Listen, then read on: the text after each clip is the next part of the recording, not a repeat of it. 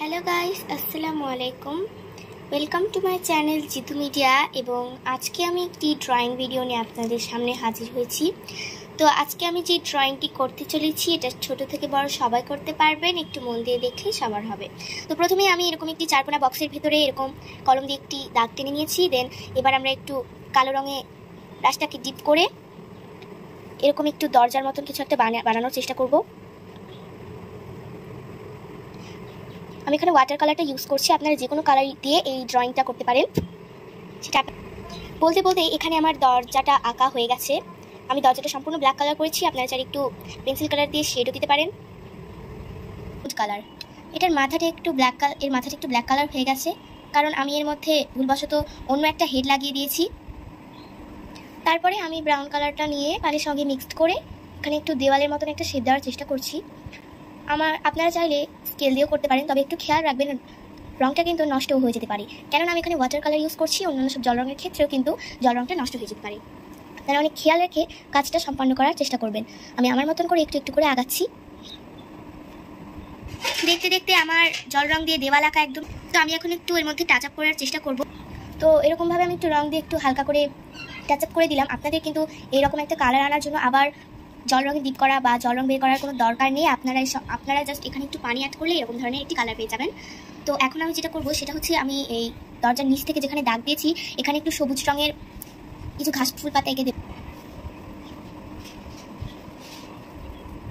এমন করে আপনারা যে কোনো তুলি বা এরকম কোনো একটা ব্রাশ দিয়ে এরকম গ্রিন কালার দিয়ে ড্যাপ ড্যাপ করে দিলে এরকম ছোটো ছোটো কিছু ঘাস পাবেন। তো অনেকটা এরকম করতে পেরেছি আমি। তো এখন এই রঙটাতে আরও একটু রিয়েলিস্টিক ভাব আনার জন্য আমরা এর সাথে আরেকটু লাইট গ্রিন কালার এরকমভাবে আমরা আগে যেরকমভাবে করেছিলাম জাস্ট এর উপরে একটু হালকা হালকা করে আমি লাইট গ্রিন কালারটা অ্যাপ্লাই করছি, যাতে এটা একটু রিয়েলিস্টিক টাইপের মনে হয়। আমি সেরকমভাবে ড্রয়িং করতে পারি না, কিন্তু যতটা পারছি আপনাদেরকে দেখানোর চেষ্টা করছি। আমি আমার সেরাটা দিয়ে চেষ্টা করে চলেছি। কিছুটা এরকম লুক ক্রিয়েট করতে পেরেছি আমি। এখন আমি যেটা ভাবছি, আমি এখন এই দেওয়ালের এপাশ দিয়ে একটু আর এপাশ দিয়ে একটু একই রকম। তো একইভাবে আমি গ্রিন কালারটা নেই এবং এই দেওয়ালের সাইডের দিকে একটু ড্যাপ ড্যাপ করে গ্রিন কালারটা ছড়িয়ে দিই। তো এটা অতটাও কঠিন না, ছোট থেকে বড় সবাই এটা আঁকতে পারবে।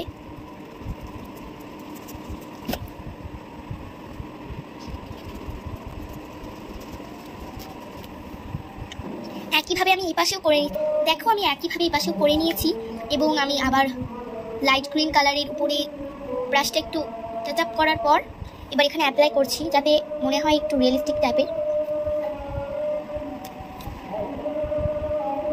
সামনের দিকে আমি ভাবে দেওয়ার চেষ্টা করছি, কারণ দেখলে যেন মনে হয় সূর্যের আলোটা গাছের গায়ে পড়েছে, আর সূর্যের আলো যেহেতু গাছের একদম উপরেই পড়ে সেক্ষেত্রে আমি এটা একটু উপরে দেওয়ার চেষ্টা করেছি। আমি সেমভাবে এই পাশেও লাইট গ্রিন কালারটা অ্যাপ্লাই করলাম। তো সাধারণভাবে এটা ভালোই লাগছে। তো আমি এখানে একটু ফুল এঁকে নিচ্ছি, আপনারা চাইলে নাও আঁকতে পারেন। আমার ফুল একটু ভালো লাগে সেই জন্য আমি এখানে একটু ফুল এঁকে নিলাম।